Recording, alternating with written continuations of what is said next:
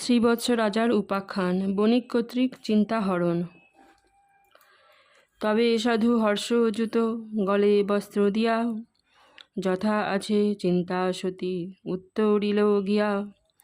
কাতর হইয়া অতি সাধু কহে বাণী, আমারে করহ রক্ষা ওহে ঠাকুরানী। সাধুরে দেখিয়া চিন্তা কহে দুঃখ মনে, আমাকে যাইতে মানা করিল রাজনে।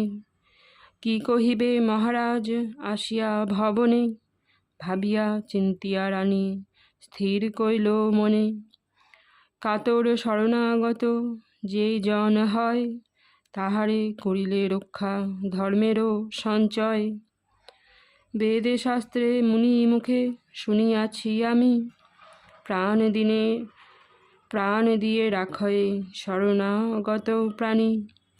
যাহা কন মহারাজ এই কথা শুনিয়া, সহিব সকল কথা শরণ মাগিয়া।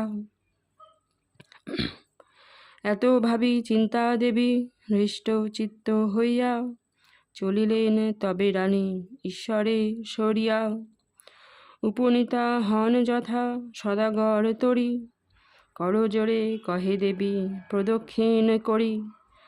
যদি আমি সতী হই পতি অনুগতা, তবে সে ভাসিবে তরি কহিনু সর্বথা। এত বলি সেই তরি পরশ করিতে, ভাসিয়া চলিল তরি দক্ষিণ মুখেতে। দেখি সদাগর হল হরষিত মন, জানিল মনুষ্যগণ এই নারী জন। যদি মোর নৌকা কভু আটক হইবে, ইহাকে লইলে সঙ্গে তখনই চলিবে। এত ভাবি নৌকা পরে লইল চিন্তারে, দেখো যুধিষ্ঠির রাজা দৈবে কি না করে। শুনি ধর্ম নিপমণি কহে প্রভু প্রতি, অমৃত অধিক শুনি তোমারও ভারতী। বলহ চিন্তার শেষে হলো কোন গতি, কিরূপে রহিল কোথা শ্রীবৎস নৃপতি। এত শুনি কহেন শ্রী যশোদা কুমার, শুনো মহারাজ কহি বিশেষ ইহার। অতি দুঃখে শোকাকুল কাতর অন্তরে, ঈশ্বর সরিয়া দেবী কান্দে উচ্চ স্বরে। কেন আমি আইলাম আপন খাইয়া, কান্দিয়া আকুল চিন্তা এই কথা ভাবিয়া।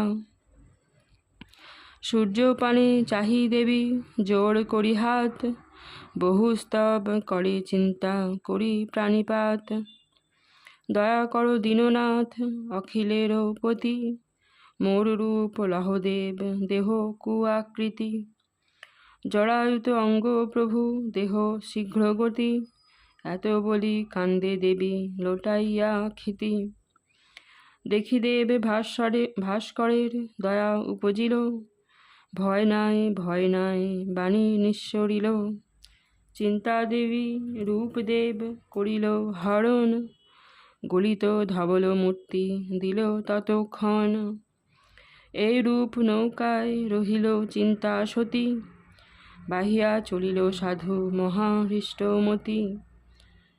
এথায় কানন হতে আসি নিজালয়, শূন্য ঘর দেখি রাজা মানিল বিস্ময়।